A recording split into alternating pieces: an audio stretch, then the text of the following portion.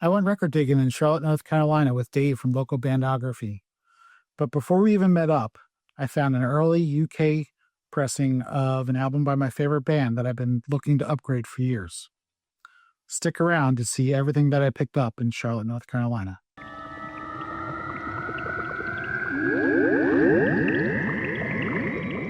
Hello, Vaughn community. It's Bill with the Vinylverse. So I recently got back from a trip down to Charlotte, North Carolina. And of course, if I'm going to be in another city for a few days, there's going to be record shopping involved. I had the chance to meet up with Dave from Localbandography. We spent the afternoon hitting up some of the record stores in Charlotte. But before I even met up with Dave, I managed to get the day started with what might have been one of my favorite finds from the entire trip. So in this video, I'm going to take you through the full day of the 4 stores that we visited, what I picked up, all the records, and the 1 CD that came home with me. It's quite a mix, so let's get into it. So I mentioned before I even met up with Dave, I went out to one store, Mad Jack's Comics and Records, I think is the correct title of the store, and got to dig in there for a little while and was surprised to find something that I've been looking for years, and it was really surprised to find it in that small store. So if you know me and my channel, you know that Genesis is my favorite band. Now I've had this US copy from 1974 of Genesis' debut album, From Genesis to Revelation. I believe 1974 was when it was first released in the US. So I've had this since the 80s. I've been looking for a long time for an early UK pressing, and that's exactly what I found. An early UK press, 1970 UK pressing From Genesis to Revelation at Mad Jack's Comics and Records. So really excited to add this to the collection and upgrade my copy. Cleaned and played twice already. The sound on this is so much better than the US version that I just showed you a second ago. Yeah, so this album originally came out in 1969. This is a 1970 reissue, I guess, stereo. You can see that it's pretty nondescript. Nowhere on here does it have the band name. It just says From Genesis to Revelation and the Decca label here. Nothing really on the back that shows you it's Genesis or what kind of music is on here. So the story is that the original mono release, they had, I don't know, under 700 copies made, and they all went right to the religious section and barely sold. So yeah, to find this in Charlotte was huge. It was a great start to the day. The other thing that I picked up at Mad Jack's Comics and Records was one 7-inch single. I collect 80s singles, and I found Squeeze, Hourglass. What year was this? 87. I don't see the year, but I think it's like 1987. But this was a cool find. Hourglass on the A&M label with Wedding Album on the flip. Does this say the year? Yeah, 1987. So those are the 2 things I picked up at Mad Jack's. And like I said, good start to the day. From there, I drove and met Dave over at Rockstore Barbecue for lunch. This has become a tradition, usually with John, the digital gramophone. John wasn't up for doing the dig with us, which was completely understandable. He was greatly missed. But Rockstore Barbecue, John actually introduced me to that place. And like I mentioned a second ago, it's become a tradition to go get lunch there. And it was great as usual, traditional North Carolina barbecue. Great little roadside stop. And I love it. It's become a tradition. So from there, Dave and I went and met over at Noble Records. that was great. And also Justin. Justin doesn't have a YouTube channel, but he's on Instagram. I think his Instagram name is HG Trio. Hopefully I get that right. If not, I'll overlay what it actually is. So I had never met Justin before. Very nice guy. Very nice to meet Justin. He was there on his lunch break, so it was nice that he popped over. He found a cool record or two, and Dave picked up some things. But I found some really great stuff. So the first album I'm going to show is a 1976 Japanese pressing of Thelonious Monk, Brilliant Corners, with Obi included and insert, as a matter of fact. You can see there.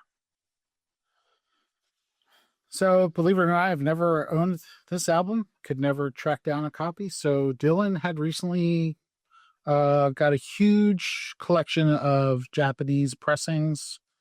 This was one of them, obviously. And yeah, was thrilled to finally add this to the collection. There's the Riverside label. As you can see, incredibly clean. So you got an incredible lineup on here with Thelonious Monk, Max Roach, Sonny Rollins, and Oscar Pettiford. Really a landmark album, and I'm just thrilled to add it to the collection. Have not listened to it yet, but it's cleaned and ready to go, so we'll be getting to that soon. So I think Dave actually put the Thelonious Monk in my hands, as he was trying to do all day long, finding different stuff and putting it in my hands, and as Dave is known to do. But this next one I found on my own. It's been a long time want, and it is Miroslav Vaitu's Mountain in the Clouds. In my want list, I actually had the original version. It's called Infinite Search, I believe. And just look at this lineup. You got Miroslav Vaitu's on bass, John McLaughlin on guitars, Joe Henderson on saxophone, Herbie Hancock on piano, Jack DeJohnette, and Joe Chambers on drums. So this is from 1972 on Atlantic. So this is like, what you'd expect in that late 60s, early 70s, where post-bop is kind of moving into fusion and the jazz boundaries are less rigid. Great pickup. Happy to find that one. So happy to check this one off the list. It's not the Infinite Search original, but I will take it. It's a great album, and was really happy to find this one. So next, another album that Dave found for me, or he at least pointed it out. Total Blind by, on the Steeplechase label, it is Paul Bley and Neil Heading Orsted Peterson. So you have piano and bass on this one. Not sure what to expect. I haven't listened to it yet, but really looking forward to it. This, again, or also, is a Japanese pressing, and it is... okay. Most of the tracks are recorded in Copenhagen, June 24th, 1973, and then 2 of the tracks are July 1st, 1973. So 2 sessions. There is the Steeplechase label. Total Blind by. It's good to explore music from artists that I'm familiar with and do collect, but am not familiar with. So I'm looking forward to checking this out. So over lunch, I told Dave that there's one album that I'm looking for that I want to leave Charlotte with. And he's like, you know what? I think Noble has that record. Jaco Pastorius. Okay. I was, again, this was in the shrink. So the cover is incredibly clean. So I went through the jazz section and somehow went past this. I forget all the different sections that were lined up, but where this was, I definitely went through, and then Dave went back through after me, and he's like, here it is. So somehow I missed this, and he found it for me. So this is an album that I've been wanting for a long, long time. I just never ever come across it. And I told Dave I'm not leaving Charlotte without it. So thrilled that he found it for me. This is on Epic.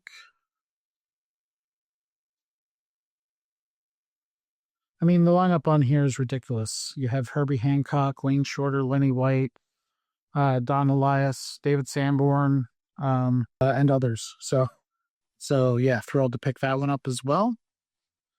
And then the final thing that I picked up at Noble Records, I'm always looking for Tangerine Dream albums and fill in the gaps there. And there was a soundtrack that I didn't have that I've been looking for, and it's Wavelength.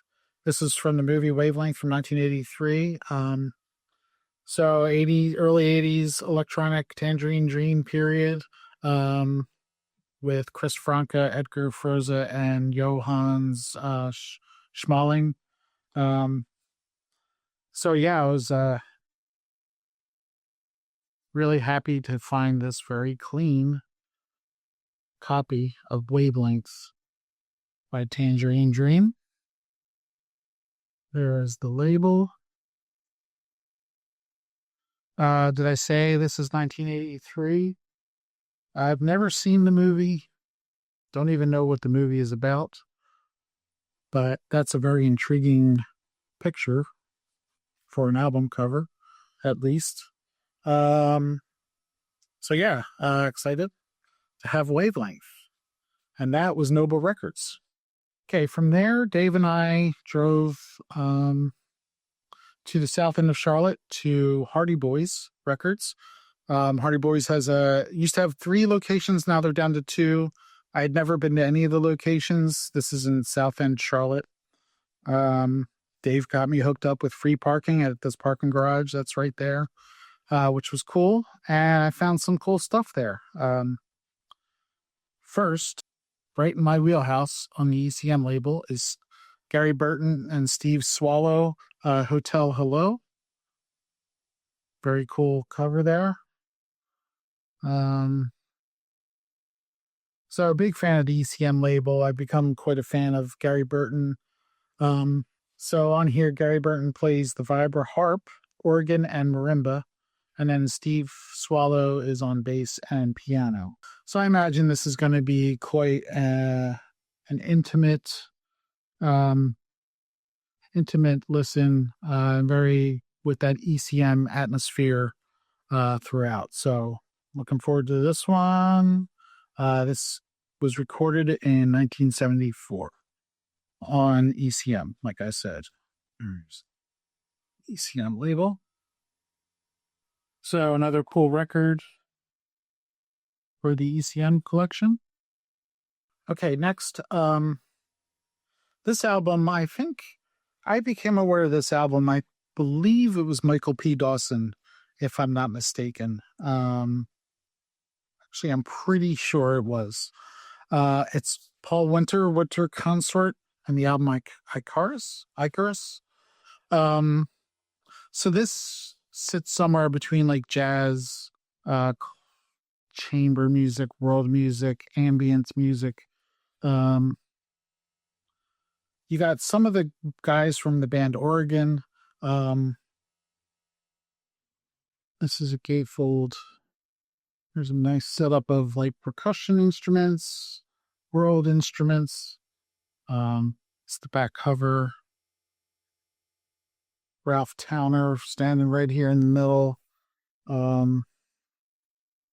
Yeah.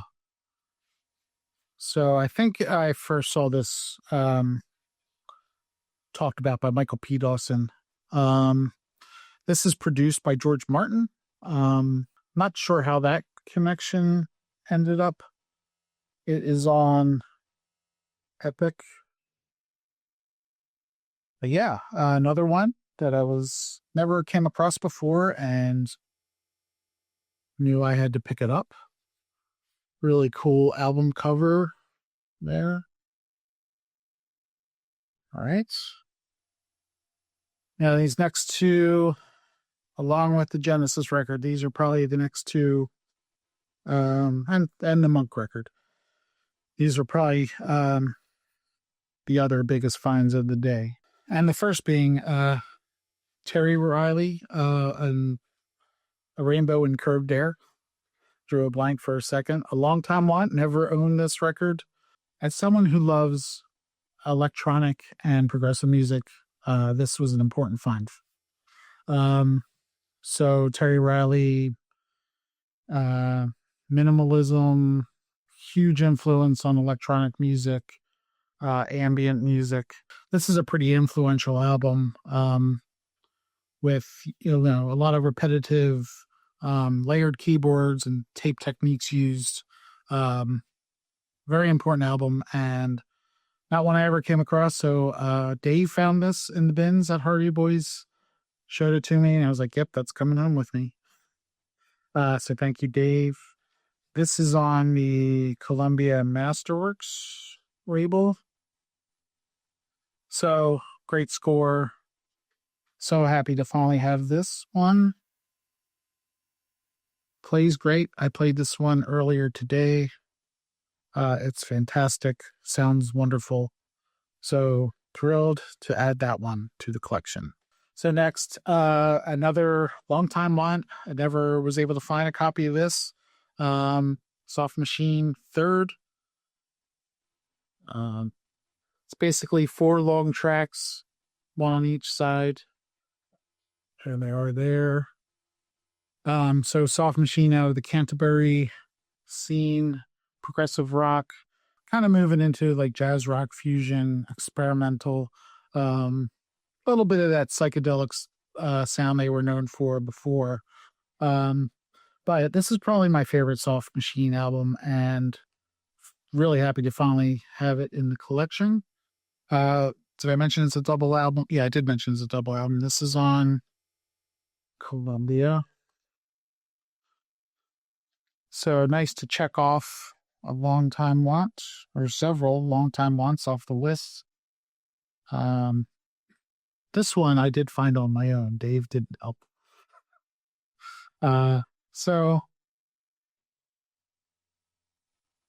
yeah, had some success at finding some long time wants, and this one's no exception. Next is something completely different. Found this for really, really cheap, and I just thought, I'm a sucker for this type of thing. I collect them somewhat, and it's Alfred Hitchcock Presents Ghost Stories for Young People. So really, like I said, cheap. So this is like a novelty record with narrated ghost stories introduced by Alfred Hitchcock. This is on the Wonderland label. I think this originally came out in like early 60s, like 1962. But this copy is 1974. But like I said, I collect some horror type. I have a collection of this type of stuff, horror, and who knows? Maybe I'll even see it around Halloween time.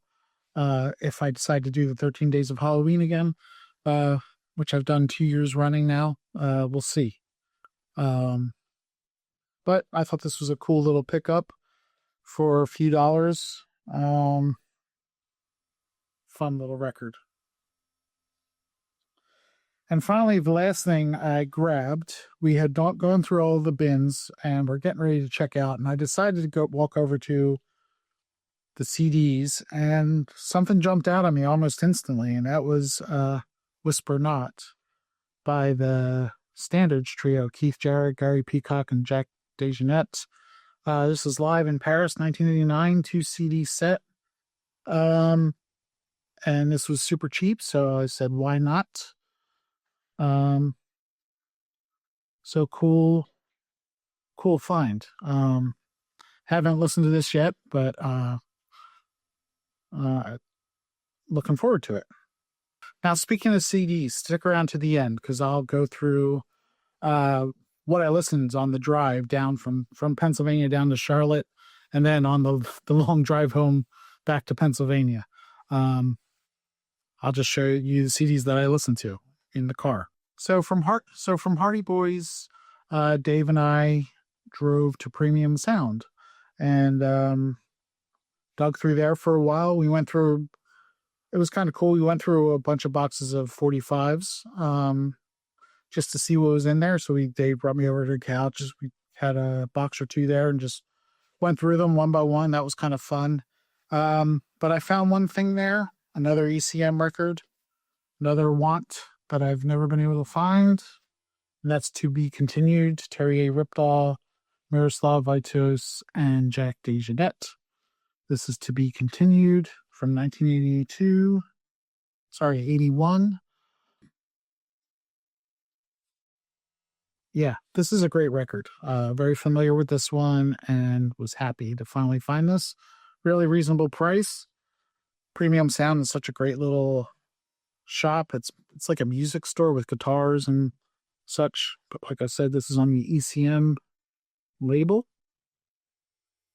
Very cool find there. So To Be Continued. And that is The Dig with Dave. So really thrilled with what I found. It was a great afternoon with Dave. Thanks to my family for giving me the day to go out. When we traveled down to Charlotte, we're there visiting family, and they're all very gracious and let me have a day to myself to go record digging. So this is I don't know, the 5th or so time that I've been able to do it, and it was another great day. And thanks to Dave for putting records in my hands and spending the day with me. He had some dental work that morning, so he had the day off anyway. So it really worked out. And it was nice meeting Justin at when we were at Noble Records. He came over on his lunch break, like I mentioned, and can't wait to do it again next year. Hopefully John will be up for getting together. And who knows, maybe we can get some of the other local Charlotte, North Carolina people involved. Okay, as promised, I said I'd go through the CDs that went with me down for the drive. Before I get to those, though, on the day of digging with Dave, I had 2 CDs that I was listening to in the car that day. And these were courtesy of Richard, the vinylizing progger. Right before I had left for the trip, I got a package in the mail from Richards in VCLT. I knew one thing was coming, and I already have the record, but he's like, I have extra CDs. Would you like one? And I said, sure, why not? And he threw in a bonus CD there that I wasn't familiar with. The one I already have on vinyl is the new Frode Anderson Aurora Polaris album that he just put out this year with the musicians from Atlas.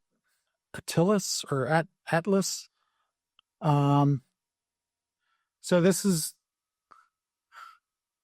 really wonderful. I haven't talked about this album on my channel yet. When I get to it, I'll try to do a better detail, but this is like a little more on the classical side with progressive leanings. Really, really great. And I was listening to this while driving in the car on that dig, along with Dysphora Ritual by Aziola Cry. I was not familiar with this album. Very, very interesting, a bit dark, progressive. I wouldn't say metal, but dark and kind of heavy. Enjoyed it. Need to give it some more listens. But thank you, Richard, for those 2 CDs. Now, real quick, here's what went with me in the drive on the way down. And some of these got listened to multiple times because it wasn't feasible to switch out the CD. And that was perfectly fine. Starting with Tangerine Dream, The Great Wall of China. this actually was listened to both going down and coming home. So I'm showing it here for the ride down. Then the new Simon Phillips album, Protocol 6. This was my first time listening to it. I had just received it. So I listened to it on the trip, enjoyed it. This is Time Capsule by the B-52s, kind of a best of or greatest hits. I tend to bring this one whenever we drive down there for some reason. I guess it's good driving music, maybe. Here's an interesting one. An album I love, but you never ever hear about it. But it's William Shatner and Has Been. I forget what year this came out. 2000, let's say 4. I think it might say 4. But he, I think this is produced by like Ben Folds. Yeah, it's or at least arranged by Ben Folds. But he's got guest musicians on here like Henry Rollins, Amy Mann, Ben Folds. Really, really wonderful. My son was getting a kick out of some of the songs on here, because, you know, William Shatner, he speaks the songs. But great album. If you never heard this, check it out. I think you'll enjoy it. Great mix of, or great variety of music styles on here. And it's William Shatner. So Dream Theater Octavarium. I think Octavarium was my introduction to Dream Theater. So I've always had a soft spot for this album. So that was good driving music. Michael Nesmith, Infinite Rider on the Big Dogma. This didn't work quite as well as I'd wanted it to in the car.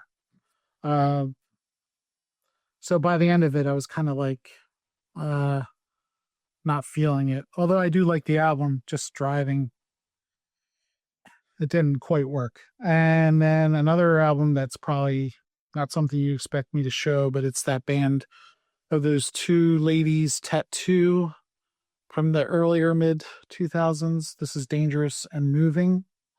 I actually really like them, and this is a really good album.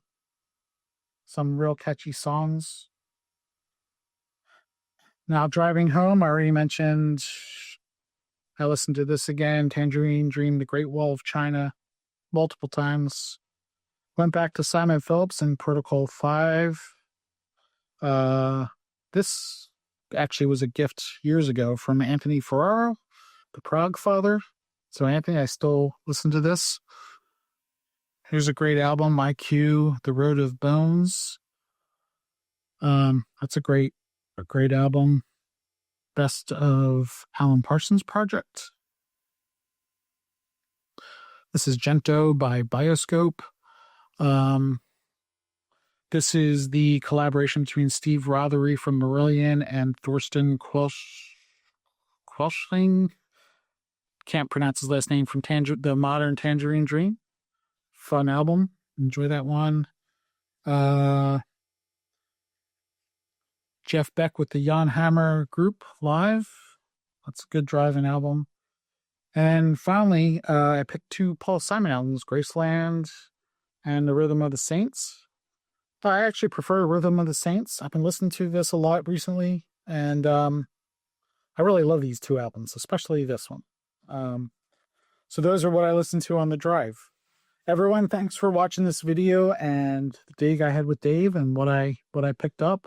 Let me know in the comments what you think of these. If there's anything you like or want to comment on them, please do. I appreciate you all watching, and I always say it, I hope to be back sooner than later. It's just life is real hectic now with the kids. It's summertime, so it's really hard to record videos. But I really want to be able to record videos and get them out there for you all to watch. I like the interaction and like talking about music and records. So I appreciate you all watching this video, and like I said, I hope to be back soon. So fingers crossed for that. Everyone, take care. I'll talk to you soon. Bye-bye now.